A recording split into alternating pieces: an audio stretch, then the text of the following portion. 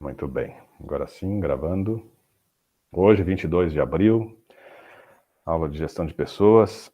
E conforme eu estava já conversando antes do início da gravação, sempre que tiverem algum texto, uma matéria, um artigo, alguma coisa que chamar a atenção de vocês, tragam para a gente refletir, né? Sempre tenham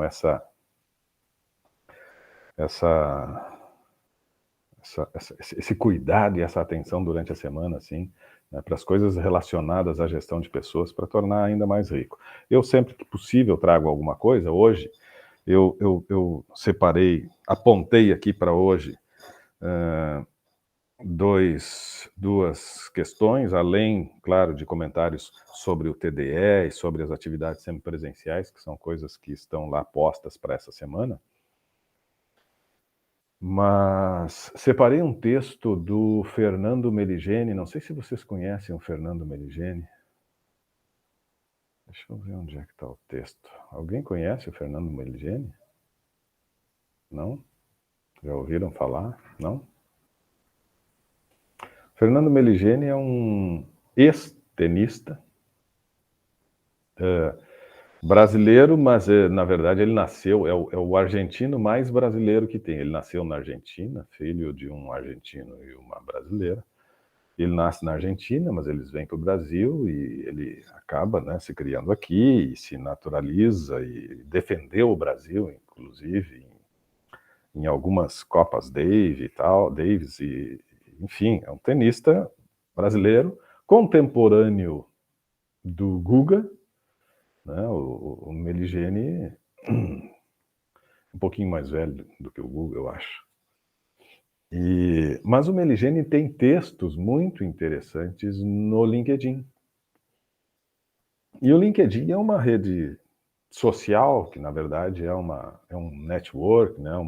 É uma rede profissional né, que tem esse fim assim, de servir como um espaço em que as pessoas colocam as suas competências, as suas habilidades, o seu perfil profissional, e as empresas também, né? E ali naquele espaço, enfim, as pessoas buscam oportunidades, as empresas cada vez mais estão fazendo uso do LinkedIn para os seus processos pelo menos de recrutamento, muitas vezes utilizam também algumas análises ali para a seleção. Tem muita postagem sobre temas diversos, sobre ferramentas, né, de gestão, enfim, um espaço bem interessante profissional, LinkedIn. Não sei se vocês têm perfil no LinkedIn. Se não tem, acho que é bem interessante, importante participar dessa rede. E o Meligeni tem, enfim, tem acho que mais de 100 mil seguidores. Claro, perto de alguns que têm milhões de seguidores, pode não parecer muito, mas ele tem lá já seus 120 mil seguidores. E ele posta quase que diariamente, ele traz textos, breves textos, né, fazendo associações da vida, da experiência dele nas quadras de tênis, na história, na carreira dele, e confrontando com ambientes organizacionais, né, com os desafios da profissão dele, do esporte dele, e os desafios de um ambiente profissional. E tem chamado muita atenção esses textos. Ele tem uma visão, eu particularmente gosto muito de ler os textos dele, não que eu concorde com tudo, mas é bacana. E aí eu trouxe um texto para a gente refletir um pouquinho nesse início de noite. Vou compartilhar aqui. Sérgio, tá tudo bem aí, Sérgio? Me ouve, Sérgio? Fico preocupado quando não abre, você sabe? Quando não abre a câmera, eu fico preocupado se a pessoa tá aí ainda. Não, tô ouvindo porque eu tô dirigindo aí, então tô Tá, sinal. então cuidado no trânsito. Não quero ser responsável aí por um descuido teu. Que cuida aí. Então deixa eu compartilhar aqui. Deixa eu compartilhar aqui o Meligeni. Assim. Então tá aqui o perfil do Meligeni. Ele atualmente é comentarista de tênis na ESPN.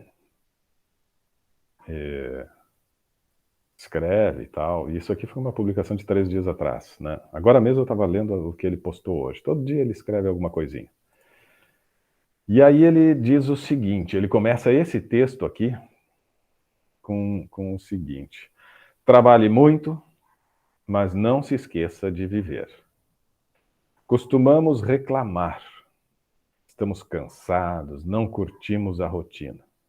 Digo sempre que damos pouco valor ao nosso trabalho quando estamos nele. Sempre reclamamos. Hoje, longe das quadras há 19 anos, tenho total consciência que deixei tudo durante minha carreira, mas deveria ter aproveitado mais o processo.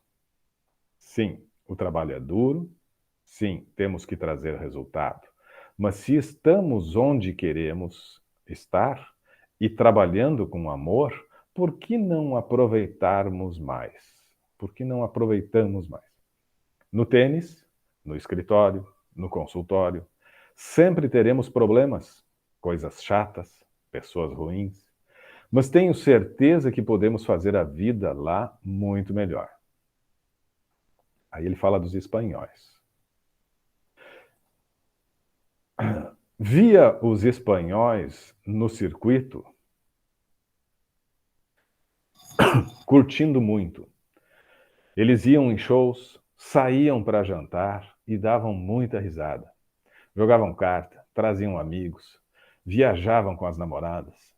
Eu fazia pouco, vivia pouco. Na hora de jogar, treinar, focar, eles estavam 100%. Não viviam da extravagância ou da bobeira. Viviam a vida. Aproveitavam o momento e, mais importante, diziam que sabiam que a carreira passava rápido e que sentiriam falta disso tudo. Pensem comigo. Fui para a Europa toda. Entre aspas, conheço a América do Sul inteira e quase não conheço nada. Será que não poderia ter aproveitado um pouco mais? Será que eu perderia o foco? Acho que não. Principalmente depois dos 25 anos. Nessa fase, depois dos 25 anos, já sabemos o que temos que fazer, quanto temos que focar e o preço de cada nossa atitude. Hoje, penso o quanto Hoje penso em quanto o sucesso está atrelado à submissão por ele. Quanto a vitória precisa do foco 24 horas por dia. Quanto o sucesso vive da plenitude. E termina com 4 palavras: equilíbrio, inteligência, amor, respeito.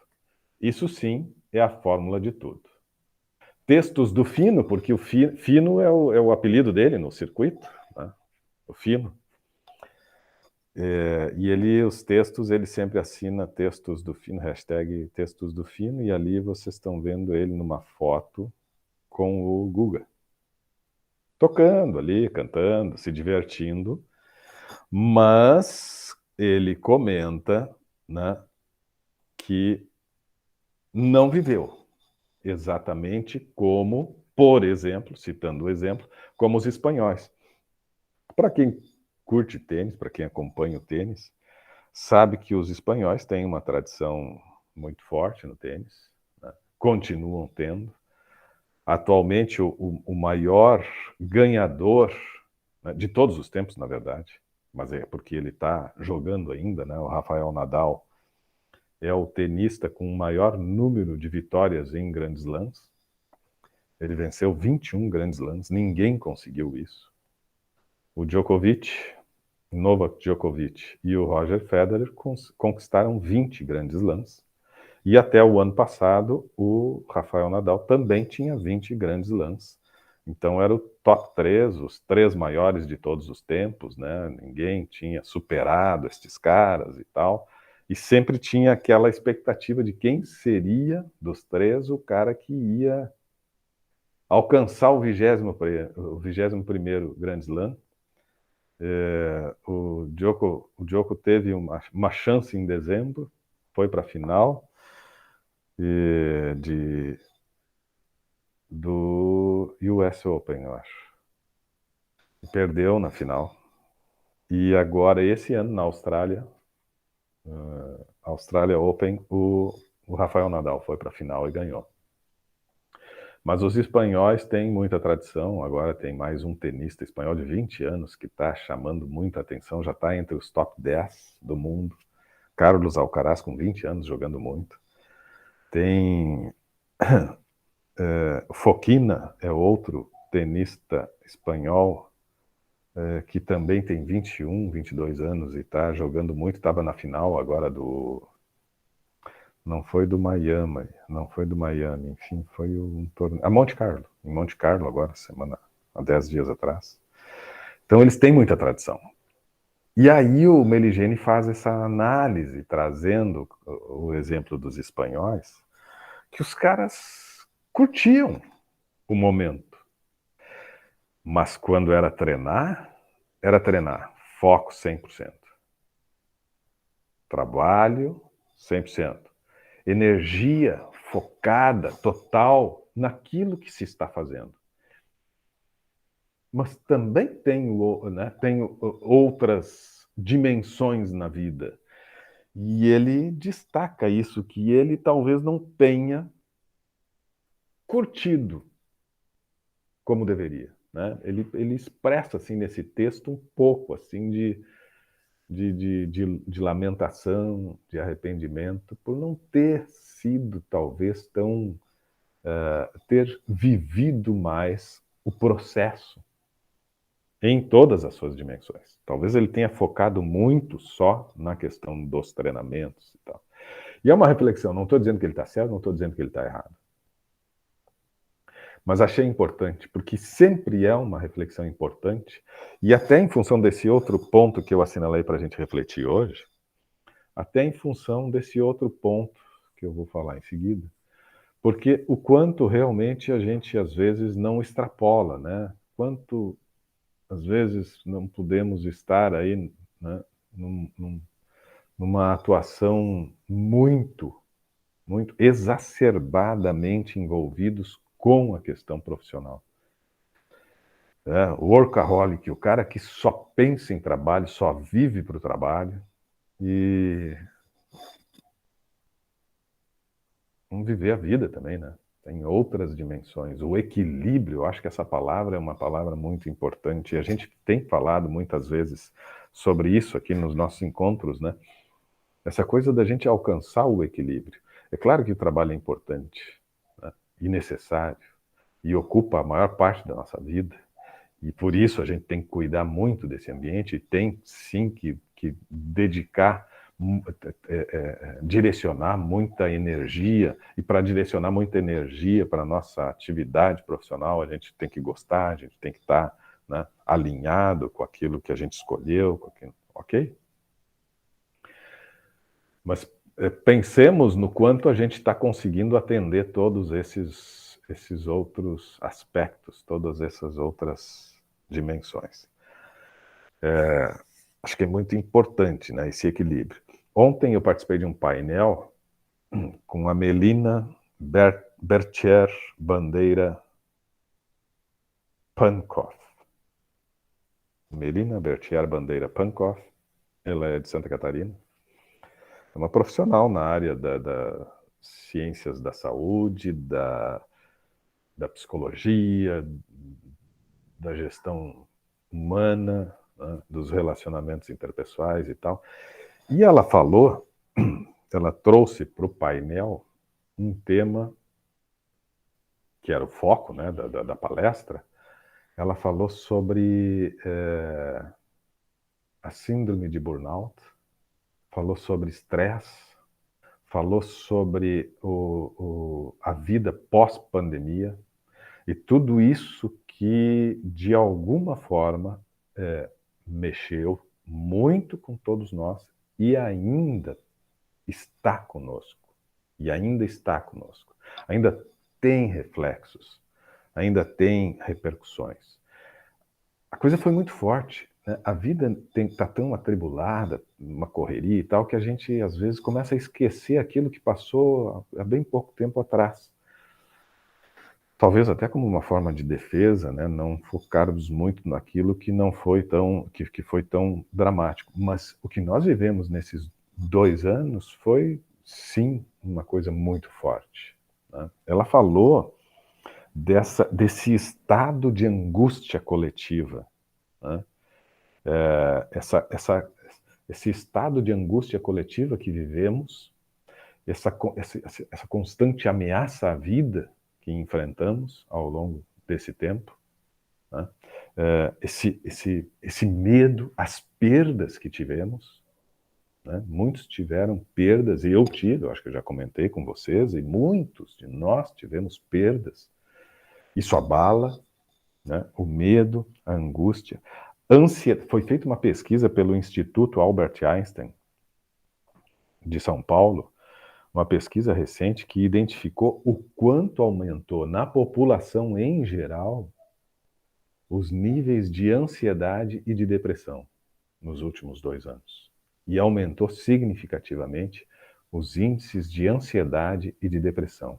Seguramente vocês têm contato com alguém, ou vocês mesmos enfrentaram, né, situações de elevado estresse, de muita ansiedade, estados depressivos. Isso tudo por conta de tudo que a gente viveu, né? Isso realmente mexeu muito conosco. E aí tá, estamos vencendo, estamos superando, estamos aí, né, com... Esse final de semana tem carnaval no Rio, nós já estamos com os estádios de futebol lotados, ontem ou anteontem, tinha 70 mil pessoas no Maracanã, tudo sem máscara, ok, que bom, mas sempre fica aquele receio, né? Temos muitos ainda, e sim, é possível que daqui a pouco tenha, né, sei lá, um novo pico, não se sabe, com uma nova variante. Vocês estão acompanhando aí o lockdown em Xangai, e um lockdown maluco que a gente nunca viu aqui, a gente nunca experimentou o lockdown que eles, né, dentro da cultura e da disciplina chinesa, né, o que está acontecendo lá. Vocês devem ter visto imagens e tudo, quer dizer, é sinal de que não vencemos. As coisas estão por aí ainda, né? Os riscos estão aí. Mas o painel, né, trazendo para a nossa área, mostra o quanto as empresas precisam estar atentas a isso, porque todos nós estamos, de certa forma, ainda, mais ou menos, mas ainda, impactados com tudo que aconteceu. Não tem como a gente dizer que, não, esses 2 anos para mim não representou nada, tá tudo normal, voltou normal, estava um saco, isso aí, né, de máscara e tal, mas agora está tudo normal e que bom que voltou. Talvez, é possível que tenha pessoas assim, né? Mas a gente sabe daquilo que se viveu, da realidade. A gente sabe da realidade. A gente sabe, né? Ontem eu fui fazer um teste do Covid na farmácia e eu acho que eu nem tinha comentado com vocês, eu estou com Covid há 10 dias.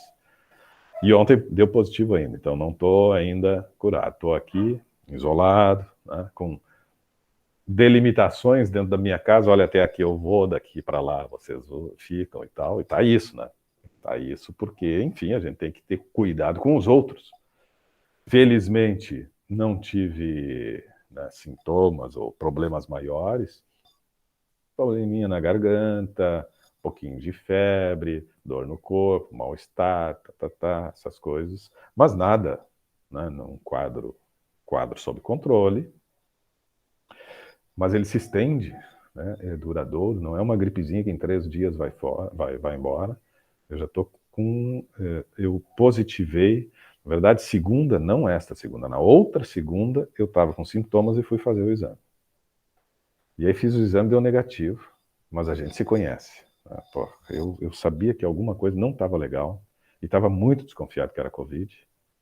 Eu não tinha pego Covid ainda, passei a pandemia toda sem pegar. Mas eu senti que alguma coisa estava diferente no organismo. E aí segunda deu negativo, mas achei o teste, o farmacêutico, eu não tinha feito o teste ainda. E achei um teste assim, a forma com que ele fez, achei assim muito relapso, muito rápido. Em 3 minutos ele já tinha o resultado do teste, me disse que não tinha nada e tal, pode ir embora. E eu não melhorei na terça, não melhorei na quarta, e na quarta voltei. E fiz o teste e deu positivo. E eu estava com Covid já desde segunda. Nessa minha desconfiança, eu me isolei na segunda, mesmo tendo dado negativo.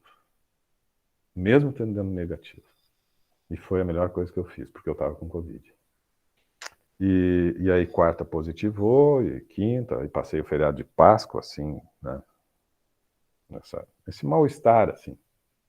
E essa semana que é um processo muito lento. Não foi grave, né? Não foi nada assim, mas chato. Porque tu tem que te isolar, tu tem que ficar, né? E tem que ter paciência. E aí ontem, achando assim, pá, eu acho que agora deu, né? Fui lá, ainda deu positivo, uma carga viral bem pequena. Agora eu estou praticamente, né, já sem nada, mas segundo a farmacêutica, uma outra farmacêutica, porque o primeiro não fui mais, e essa muito boa profissional, aí disse, olha, mais 1, 2 dias, não tem mais nada aqui pela carga viral que apontou aqui. Que bom. Mas, enfim, né, ok. Peguei leve, 3 doses de vacina, que certamente influenciaram muito esse processo de resistência, né, porque quem não está vacinado, a própria farmacêutica e profissionais da saúde que eu conheço, converso com eles, eles têm dito, olha, quem está baixando, quem está ficando realmente em condições piores são os que resistiram à vacina, que não se vacinaram e tal, e esses estão tendo problema, e esses realmente estão tendo problema. Então, esses casos ainda que acontecem, é porque temos aí uns 18, 19% da população que não quis se vacinar. E eles correm risco, né? Correm riscos. E a gente, enfim, a gente acompanhou, né? O meu irmão ficou bem ruim em janeiro, não deste ano, do outro ano, quando não tínhamos a vacina ainda.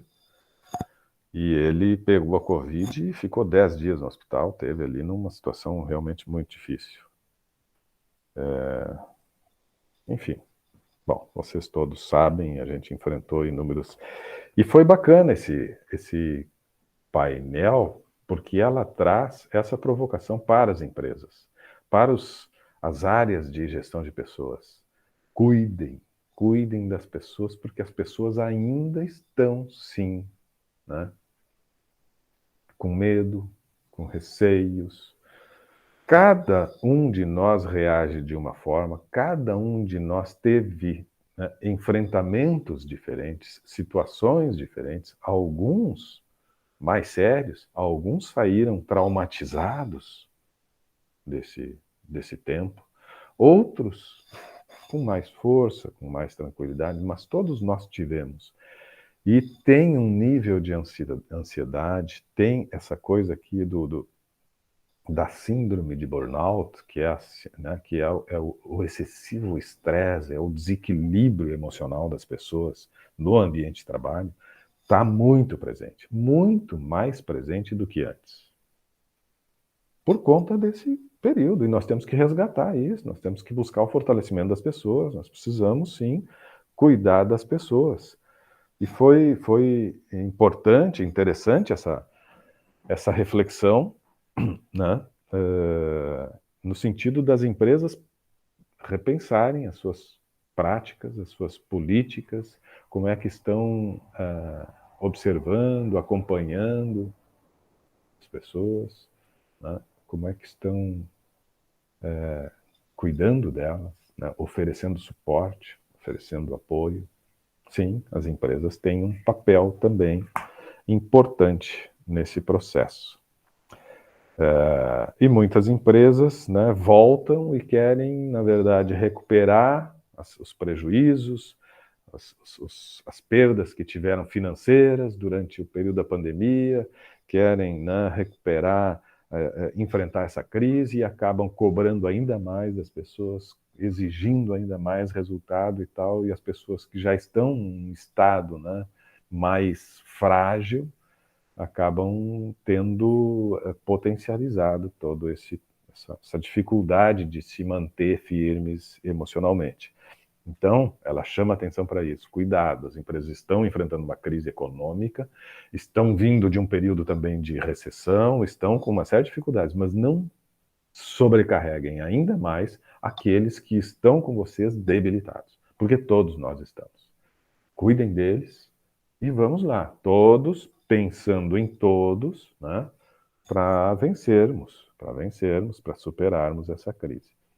Achei bem importante, porque a gente entra nessa coisa de recuperar, perdemos, prejuízo financeiro, precisamos recuperar, e o estresse e a cobrança acaba sendo muito grande e, sim, em cima, né, dos trabalhadores.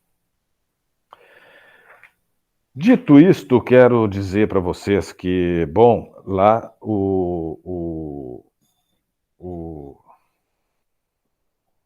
a sala de interação das semipresenciais está aberta ainda, tá? Então, deem lá o seu pitaco, deem lá o seu ponto de vista e tal.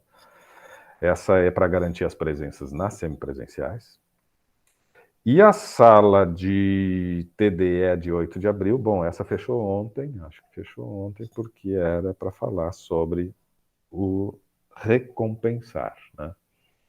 Falar sobre o recompensar, o sistema, né? A gente já viu o agregar, né? Que é o recrutamento, que é a seleção e tal, e depois vem o recompensar, e a provocação do TDE era exatamente cada um trouxesse um pouquinho assim da sua experiência, de como funciona na sua empresa, para a gente refletir sobre essas diferentes maneiras de recompensar e que não ficam necessariamente só concentradas em remuneração financeira, em, né, recompensa financeira.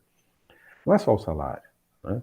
Não é só isso que representa a recompensa dos trabalhadores. A gente tem falado sobre tantas outras coisas, tantas outras importantes ações que as empresas podem desenvolver, podem e devem desenvolver, no sentido de recompensar os trabalhadores e fazer com que eles se sintam valorizados e recompensados. E nesse sentido que o TDE, então, chama vocês a participarem e escreverem um pouquinho sobre essas outras possibilidades de recompensar as pessoas, seja com um programa de benefícios, né? Os benefícios legais, mas não só os benefícios legais, enfim, criar um ambiente saudável. Como criar um ambiente saudável? Um ambiente verdadeiro, um ambiente que se preocupa com as pessoas, um ambiente que considera esse momento que vivemos, tudo isso que a gente estava agora, né, conversando, falando, uma empresa que entende isso, que percebe isso e que trabalha em cima disso, né? Isto é, de alguma forma, mostrar que tu está preocupado com os trabalhadores, com as pessoas, e que tu quer recompensar elas, não apenas remunerando, que é um elemento importante, que precisa ser justo, que precisa dar conta das necessidades, mas muito mais do que isso, cuidando das pessoas. Então, fica aqui o registro dessas atividades. O próximo TDE vai falar sobre mais um subsistema, né? Então tem agregar, tem recompensar, mas mais do que agregar e recompensar, tem manter as pessoas. Então, como é que a gente mantém as pessoas dentro da organização? E essa vai ser a nossa próxima conversa, próxima atividade. Peço para vocês que, então, tudo que chamar a atenção de vocês, né, e que tenha a ver assim, com o ambiente profissional, gestão de pessoas, né, com boas práticas, com más práticas, enfim, tragam, assim como esse breve, né, depoimento, artigo ali do Meligene, estas postagens, essas coisas, um videozinho, alguma coisa que vocês, que chame a atenção de vocês, fica o convite para vocês sempre enriquecerem um pouquinho mais aqui as nossas conversas, tá bem? Deixa eu encerrar essa apresentação. Voltando. Bom, nós vamos fazer agora uma revisão da nossa objetiva 1. Uma breve revisão. E assim, ó, a objetiva 1, vou abrir aqui. A objetiva 1, Sérgio, Mari e Tanise, ela não...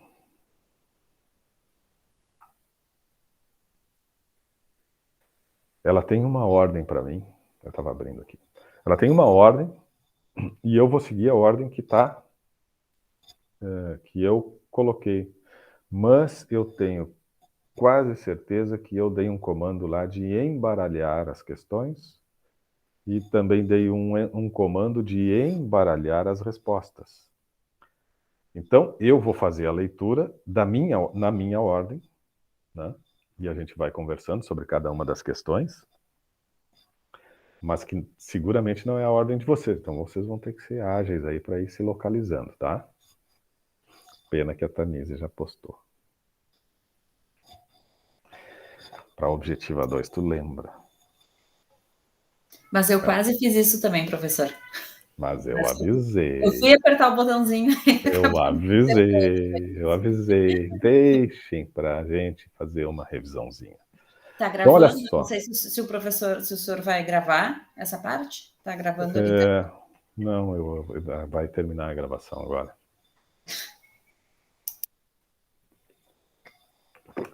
Porque a revisão é só com quem está aqui. Com quem prestigia o momento.